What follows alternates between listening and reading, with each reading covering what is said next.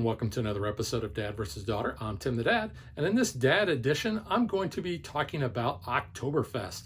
Now, this is a game that is all about beer. So let's get it to the table. I'm going to show you how the game is played, then I'm going to tell you what I think. So check it out.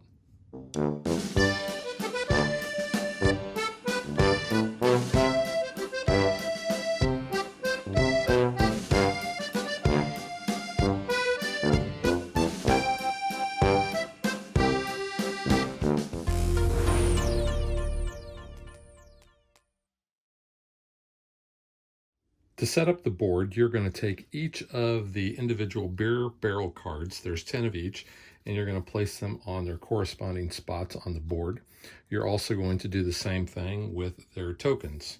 You're going to place a patron marker on each of these tents, and this is the timer for the game. So you have morning, afternoon, and evening.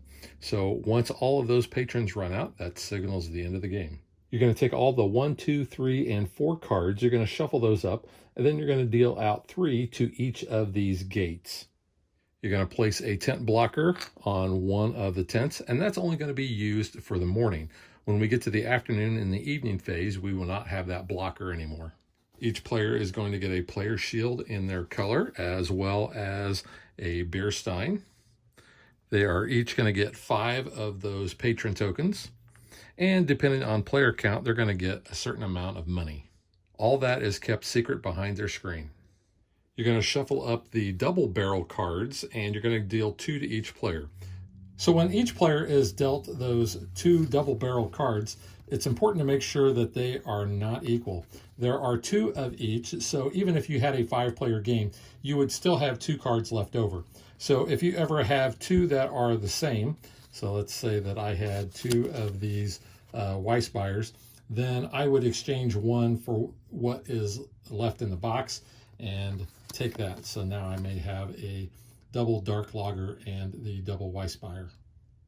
You're going to take these 3 tap out cards, and after you have dealt out the first starting gates, then you're going to shuffle those 3 into the remaining cards. You're going to separate out the 5s and 6 cards, and you're going to put those in a pile next to the board. These are going to come in during the afternoon phase. You're going to do the same thing with the cards that have the 7s on them, and those are going to come into play when we get to the evening phase. And that's all there is for setup.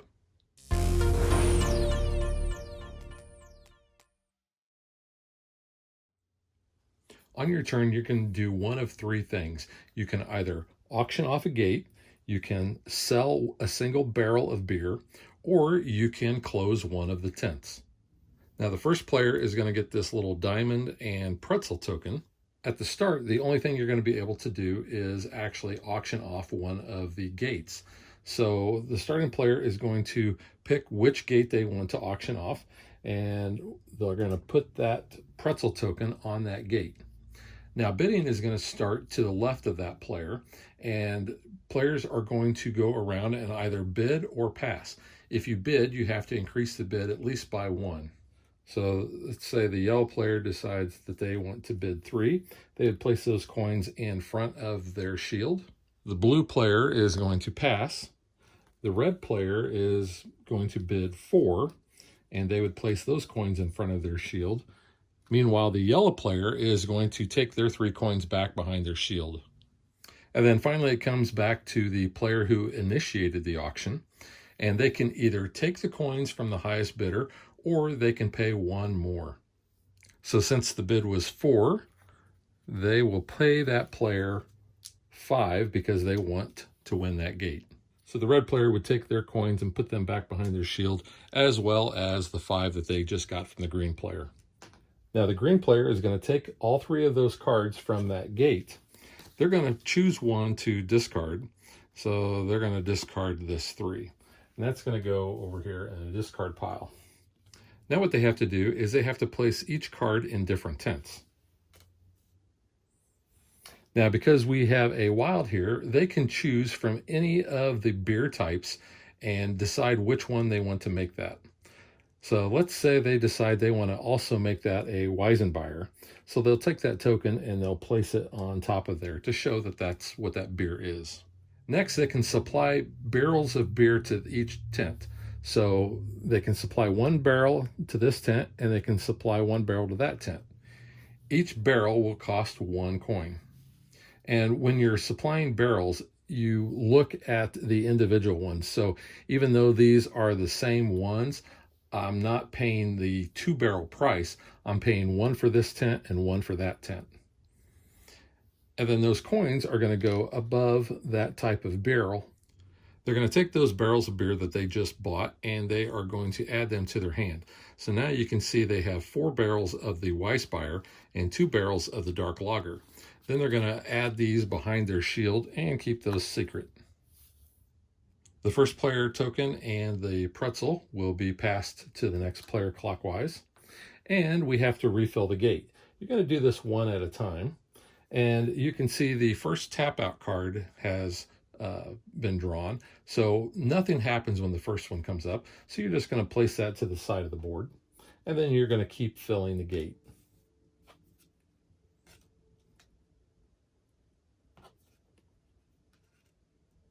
Now, each time you refill the gate, you are going to look and see if 2 of those cards can be played to the tents that we already have on the board.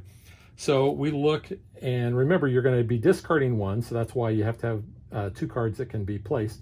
So we have a 1, 3, and a 4. Well, obviously the 1 cannot be placed. The 3 could be placed here, and the 4 could be placed either there or there. So that gate is good. The middle gate is a 2, 2, and 4. So we can't place a 2 anywhere on the board. So that gate is going to get one of the gate blocker tokens to remind us that that gate cannot be auctioned. Now, if a tent does open up later because of a tapped out situation, then we can remove that if the conditions are good enough for that gate to be auctioned off. The last gate here is a 3, 2, and 2, so much similar to that second gate. You cannot place 2 of those cards, so that is going to be blocked as well. Now, if all 3 gates have blocks, then the only options that a player has on their turn is either to sell 1 barrel of beer or to close a tent. Now, the next player has the same 3 options. They can either auction off a gate, they could sell a barrel, or they could close a tent. So the yellow player decides they want to auction off this tent. They're going to go through the bidding again. And then whoever wins that auction is going to do the same thing as before. They're going to choose one of these to discard, and they're going to discard this 1 pale ale. Now, when they place these new cards in tents, they cannot place a card on top of another that is the same or a lower value. In this case, these are both higher. They could place either one on top of either of those, or they could actually put them in new tents like that. After that player decides how many beer they want to buy to supply that tent, and you'll notice on the 3s and 4s, now they have a max of 2 barrels that they can purchase. So they're going to draw cards one at a time in order to fill this gate. And the second tap out card has showed up. So now what we do is we're going to place that to the side, but we're going to look and see which tent actually has the highest number on top. And that is this tent. So this tent is actually going to be tapped out. We're going to take the cards from the discard pile, which in this case is only 2. We're going to take those and we are going to shuffle them into this deck. And then we'll continue filling that gate.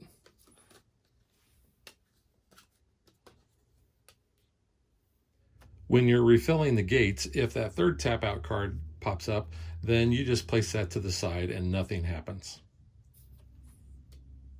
So play is going to continue with either auctioning gates, selling barrels of beer, or closing a tent. Now, the sell a barrel of beer action is very simple. A player is going to sell 1 barrel of beer that they have.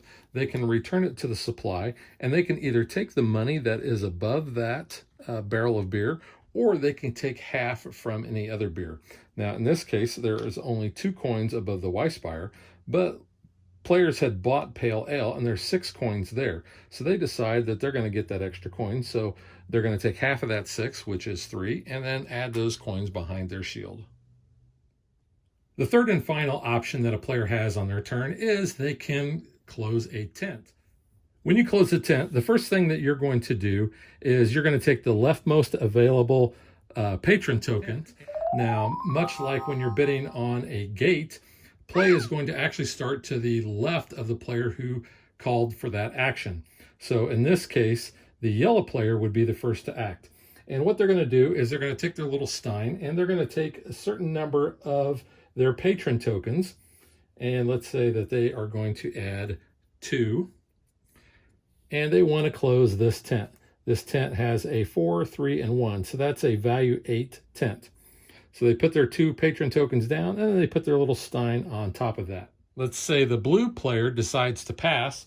So now it goes over to red, and red cannot put 2 patrons down on the other tents because that would equal what is already on a tent. They could add 2 patrons to the tent that already exists because that would bring that total up to 4. But let's say red decides that they want to put 3 down on this tent over here that has pale ale. So they put their 3 patron tokens down and their stein on top. Now it comes back to the player who actually initiated the closing of the tent, and they really want to make sure that this tent is the one that closes. So they have to bid at least 2 more patrons. And the number of patrons only matter when it comes to counting up the total to see which tent closes. So green is going to add 2, so that makes a total of 4, and that is greater than the 3 that is on that tent. So now this player knows this tent is not going to close, so they're going to take their patrons and their stein back. And now we're going to close this tent. So we know yellow and green are going to partake. There are 4 patrons, and what we're going to do is everyone who did not participate in that tent's closing is going to get an equal share of these patrons. So since there are 4, both the blue and the red player would each get 2 patron tokens.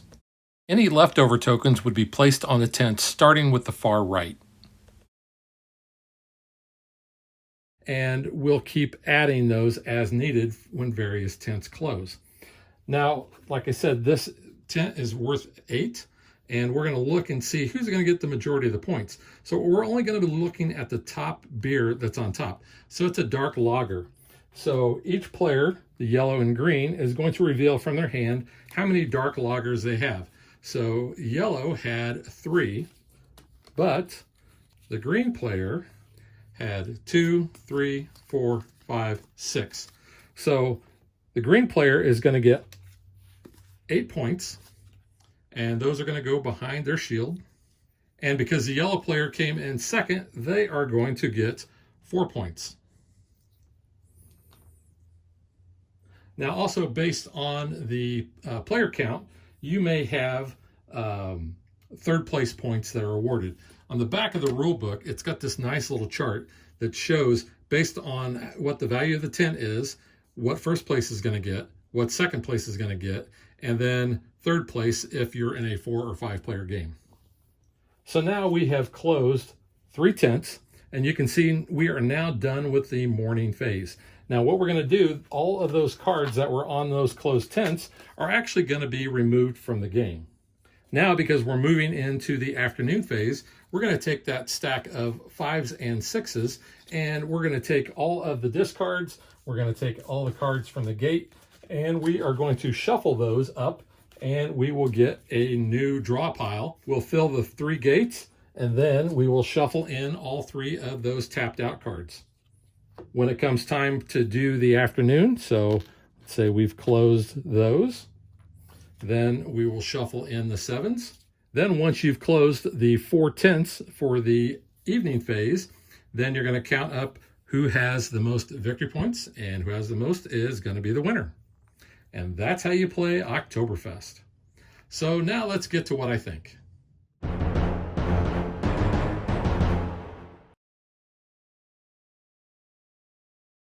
Every year in the fall during Oktoberfest, this hits the table multiple times. In fact, this year I've already played it with both of my groups several times. So this is very thematic. It's about the only time that this actually does hit the table. It also gets me in the mood to watch one of my favorite comedies, which is Beer Fest. Spoiler, that is not a family-friendly movie. So yeah, But this game is a lot of fun. It can be kind of mean at the same time because of the bidding, of trying to influence which tents close, making sure you have the right amount of beer, taking or selling a barrel of beer at the right time to take all the money is also crucial because this is a closed economy game. So the money that the players start with and the money that gets put up here when they purchase barrels of beer, that's all the money that's ever going to be in the game. So choosing the right time in order to sell a barrel and get money, or when you auction a gate and choosing whether to pay the extra to take that gate or to take the money. It's a constant battle because you're going to be poor, you're going to be rich, and it's just a matter of getting the timing right. This game has been well received by, I think, everyone who I've taught the game to. Turns actually go pretty fast, especially early in the game, because the only thing you're going to be doing is auctioning off the gates. And like I said, the timing is going to be crucial when you decide to sell a barrel of beer and when you choose to close a tent. Now, one of the misconceptions about and a rule that people often get wrong is that when you choose to close a tent, you don't actually get to put your patrons out until last, which is good because then you can influence which tent actually closes. But you want to make sure that you remember you're not going to act until last and put your patrons out and signal what you're going to do. I've seen several players do that, and they're like, oh yeah, I got to remember I don't do that. We don't know which tent's going to close until we count up all the patrons once everybody has taken a turn. The other rule that's easy to forget is you are only going around when you're bidding on those gates one time. So if you pass, you're done. But I think the theme is very strong in this game. You're talking about all sorts of different types of beer. You're, getting the beer into the tents along with the patrons. They could tap out a tent. It just, the visual on the board, and I don't know how well you can see, but there's a itty bitty little people that are down there. And of course you have one big massive pretzel up there. The components in the game, they're fine. If you look at the player shield here, you can see the color is easy to identify. And on the inside, you've kind of got your player aid. So it tells you what you're going to do during the auction of the supply cards or the gates, the selling of a barrel, and the closing of a tent. Plus you've got, some nice little artwork there. I do wish that these patron tokens were a little different. These being these little small squares, and they have little people on there. I don't know how well that's going to show up. I wish these were a little bit better. I don't know if making them bigger or making them more of a solid color, I don't know. I just know that these have a tendency to both blend into the board and get knocked on the floor. So you want to make sure that you don't lose those. The cards do not have a linen finish. They actually have kind of a slick finish, but I do like the art on there. It looks pretty cool with the barrel there. And then when you flip it over, the color of the beer is reflected. So a dark lager is about this color. And then of course you got the logo that's on there. That's very legible. The cardboard tokens are pretty thick stock, and the money is really kind of serviceable too. I mean, it's good cardboard, but it is cardboard. The other complaint I have is that the tokens, these wooden tokens, are pretty small. I don't know what the significance of the diamond is for the first player other than it's just a symbol, but it's pretty small. And the pretzel, come on, everybody that I've taught this game to calls that a butt. Show you the art on the board itself. When I remove the beer cards, you can see you've got the different types of beer glasses, which is kind of cool. And the coloring kind of goes along with what that beer barrel is. I also like the fact that they've put the little legend up here so that when you're supplying barrels to a tent, that 1 costs 1, 2 costs 3, 3 costs 5, and 4 costs 7. But like I said, overall, I really enjoy this game. I look forward to getting this out every year during Oktoberfest. And there's really no downtime between turns. So the game always moves very fast. So that is Oktoberfest, and we will catch you guys next time. Thanks for watching our video. We hope you enjoyed it. And if you did, click that like and subscribe button. You can also follow us on social media like Facebook and Twitter at DadBeDaughter. And if you like what we do and you want to support us, you can visit our Patreon page. So thanks for watching. Thanks.